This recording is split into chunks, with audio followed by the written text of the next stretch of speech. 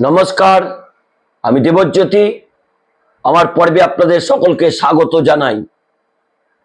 ভারতীয় জনতা পার্টিতে শুভেন্দু অধিকারীর সবচেয়ে বড় রাজনৈতিক জমকে বিজেপি পার্টি অফিসে ডাকলেন বিজেপির নবনির্বাচিত রাজ্য সভাপতি শ্রমিক ভট্টাচার্য। এতেই তেলে বেগুনে জ্বলে উঠেছেন শুভেন্দু অধিকারী। শুভেন্দু অধিকারী হয়তো জানেন না, শ্রমিক ভট্টাচার্য দিল্লির নেতাদের নির্দেশে দিলীপ ঘোষকে আবার সক্রিয় করতে পথে নেমেছেন। শুভেন্দু অধিকারী হয়তো জানেন না, আগামী 10 তারিখ দিলীপ ঘোষ দিল্লি রওনা হচ্ছেন। আরএসএস নেতাদের সঙ্গে তিনি যেমন কথা বলবেন, ভারতীয় জনতা পার্টির কেন্দ্রীয় নেতৃত্বের সঙ্গে কথা বলবেন দিলীপ ঘোষ। দিল্লি থেকে সেই বার্তা ইতিমধ্যেই দিলীপ ঘোষের কাছে পৌঁছেছে। নিষ্ক্রিয় দিলীপ এখন স্বমহিমায় ফিরতে চলেছেন। এতেই দুশ্চিন্তায় পড়েছেন বিরোধী দলনেতা। এছাড়াও শ্রমিক ভট্টাচার্য, তাকে মেদিনীপুরের মতো জেলাতে আগামী 26-এর বিধানসভা নির্বাচনের দায়িত্ব দিতে চলেছেন। তাতেই শুভেন্দু অধিকারীর রাজনৈতিক আকাশে সিঁদুরে মেঘ দেখতে শুরু করলেন। শুভেন্দু অধিকারীর সবচেয়ে বড় রাজনৈতিক শত্রু যদি তৃণমূল কংগ্রেস হয় অন্য রাজনৈতিক দলে, তার নিজের দলের সবচেয়ে বড় রাজনৈতিক শত্রু ছিলেন এই দিলীপ ঘোষ। দিলীপ ঘোষকে তিনি বেশ কয়েক বছর ধরে যে রাজনৈতিক বাঁশ দিয়েছিলেন, তাতে প্রায় দিলীপ ঘোষের রাজনৈতিক জীবন শেষ হতে চলেছিল। কোনো কোনো গদি মিডিয়া এবং ইউটিউবার খবর সম্প্রচার করেছিলেন 21শে জুলাইয়ের মঞ্চে নাকি দিলীপ ঘোষ তৃণমূল কংগ্রেসে যোগদান করবেন। কিন্তু আমি প্রথম দিন থেকে আপনাদের একাধিকবার জানিয়েছি, দিলীপ ঘোষ কিন্তু অন্য নেতাদের মতো বিক্রি হন না। শ্রমিক ভট্টাচার্য তো তার বক্তব্যে বলেছেন, দিলীপ ঘোষ ছেলেবেল নয়, অর্থাৎ দিলীপ ঘোষ বিক্রি হবার নয়। সেই দিলীপ ঘোষ আবার স্বমহিমায় বঙ্গ রাজনীতিতে ফিরছেন। শ্রমিক ভট্টাচার্য ইতিমধ্যেই বার্তা দিয়েছেন, কোন নেতাকে তিনি বেড়ে খেলতে দেবেন না। কারণ অতি হিন্দু হিন্দু করে সংখ্যালঘু মুসলিম সম্প্রদায়কে যেভাবে প্রতিদিন আক্রমণ করা হচ্ছে, তাতেই যথেষ্ট ভারতীয় জনতা পার্টির এক অংশের নেতা তারা বিরক্ত হয়েছেন।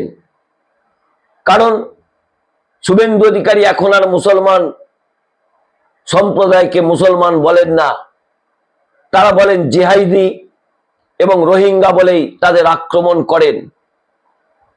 এই মুসলিম সম্প্রদায় ভারতবর্ষের রাজনীতিতে বেশ কয়েকটি গুরুত্বপূর্ণ পদে ছিলেন।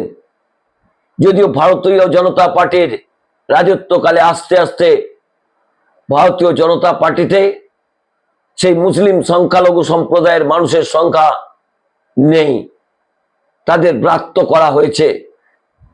শুভেন্দু অধিকারী সেই লাইনেই যাচ্ছিলেন।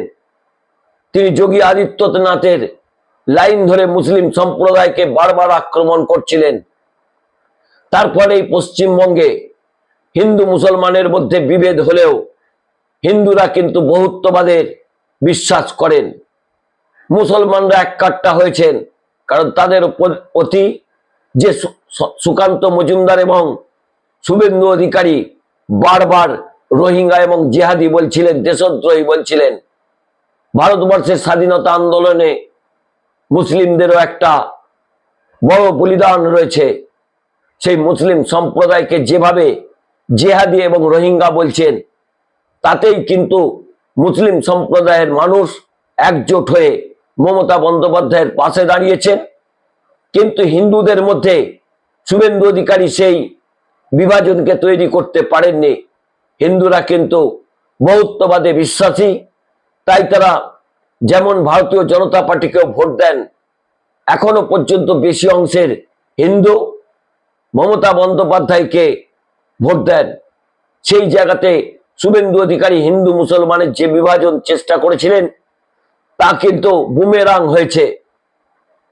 মুসলমানরা সংগঠিত হয়েছেন তৃণমূল কংগ্রেসে, আর হিন্দুরা সংগঠিত হননি। তারা যে অবস্থায় ছিলেন, এ রাজ্যে হিন্দু মুসলমান এক হয়ে তারা বাস করেন, সেইভাবেই তারা আগামী নির্বাচনগুলোতেও ভোট দেবে। গত কালীগঞ্জ নির্বাচনে কিন্তু পরিষ্কার হয়েছে, সংখ্যালঘুদের 48% মানুষ বিজেপিকে ভোট দিয়েছেন, বাকি 52% মানুষ তারা মুসলিম সম্প্রদায়কে কোনো রকম ভাবেই তারা রাজনৈতিক ঘুঁটি বানাতে চাননি, তারা তৃণমূল কংগ্রেসকে ভোট দিয়েছেন। সেটাই কিন্তু দুশ্চিন্তার কারণ হয়েছে শ্রমিক ভট্টাচার্যের। শ্রমিক ভট্টাচার্য শুভেন্দু অধিকারীর এই অলিখিত সিদ্ধান্তকে তোয়াক্কা না করে তিনি শ্রমিক ভট্টাচার্য তিনি নিজের মতো করে দলকে পরিচালনা করতে চান। তিনি দিলীপ ঘোষকে বৈঠকে ডেকেছেন। শুভেন্দু অধিকারী জানেন না দিলীপ ঘোষকে বৈঠকে ডাকার পিছনে কেন্দ্রীয় নেতাদের হাত রয়েছে। এতদিন পর্যন্ত শুভেন্দু অধিকারী ভারতীয় জনতা পার্টির কেন্দ্রীয় নেতাদের যেভাবে টুপি পরিয়ে রেখেছিলেন তা কিন্তু দিনের আলোর মতো পরিষ্কার। শুভেন্দু অধিকারী রাজনৈতিক একেবারে কানা গলিতে প্রবেশ করিয়ে দিয়েছিলেন দিলীপ ঘোষকে। দিলীপ ঘোষ আবার স্বমহিমায় ফিরেছেন। গতকাল তিনি শ্রমিক ভট্টাচার্যের সঙ্গে বৈঠক করেছেন। 10 তারিখ তিনি দিল্লিতে যাচ্ছেন, আরএসএস এর প্রধানের সঙ্গে তিনি বৈঠক করবেন।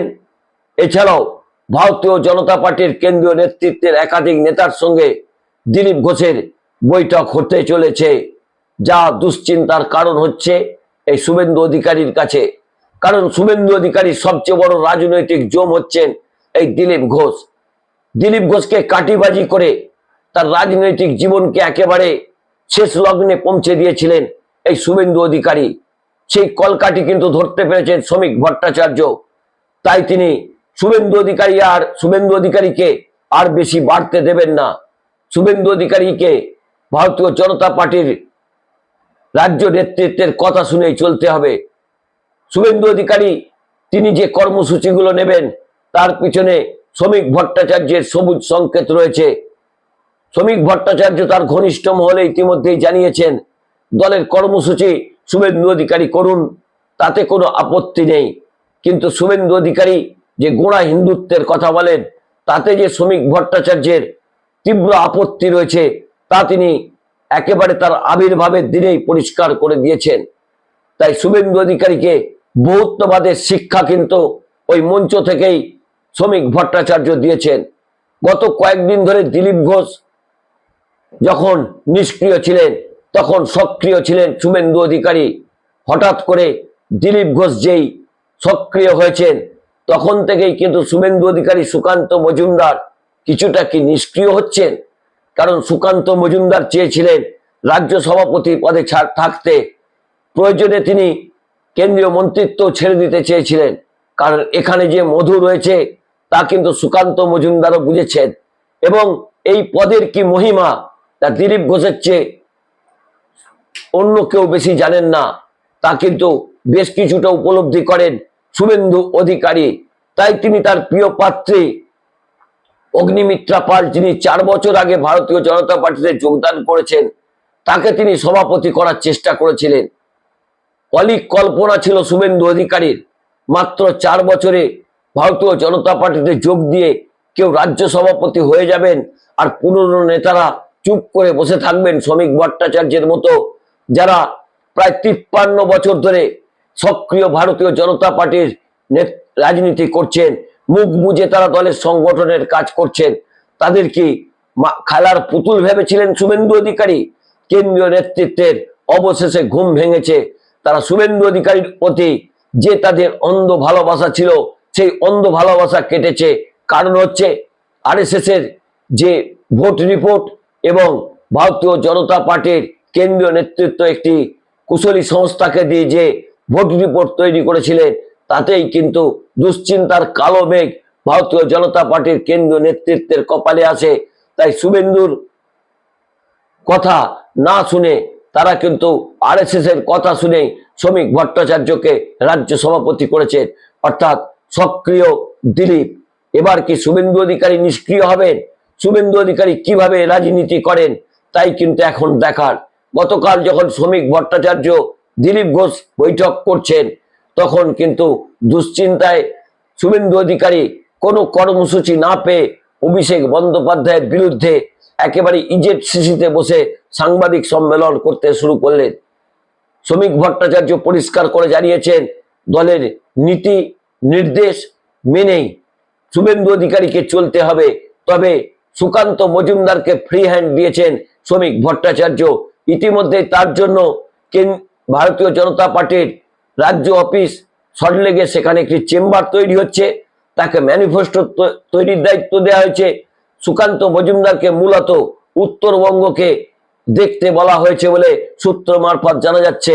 শুভেন্দু অধিকারীর কাছে আরো দুশ্চিন্তার কারণ, আগামী কয়েকদিনের মধ্যেই শ্রমিক ভট্টাচার্য যে বার্তা দিয়েছেন, নতুন বিজেপিকে এবং 15 দিনের মধ্যে গোষ্ঠীদ্বন্দ্ব সরিয়ে নতুন বিজেপিকে দেখতে পাবে বাংলার মানুষ, তাতেই ঘুম চলে গেছে শুভেন্দু অধিকারীর।